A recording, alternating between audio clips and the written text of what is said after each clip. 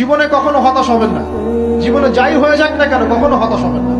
মনে রাখবেন আল্লাহ আপনার রব, আল্লাহ আপনার সাথে আছেন ইনশাআল্লাহ।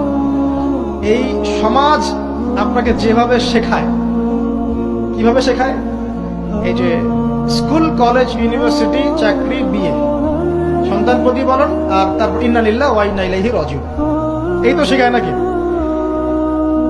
সবসময় মনে রাখবেন যে আল্লাহ রাব্বুল আলামিনের পরিকল্পনাই আপনার উপরে সবচেয়ে বেশি অগ্রাধিকার যোগ্য, সমাজের পরিকল্পনা নয়।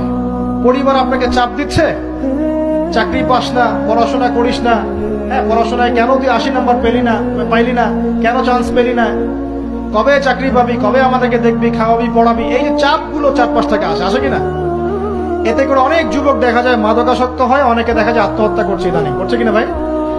এই শব্দটা থেকে আমি এই পয়েন্টটা আজকে লিখেছিলাম যে ভুলেও আল্লাহর প্রতি বিশ্বাস এবং তাওয়াক্কুল হারাবেন না। সমাজ যেভাবে শেখায়, সমাজ চারপাশে যে চাপ আপনাকে দিচ্ছে, এই চাপে নিজে গা ভাসিয়ে দিবেন না।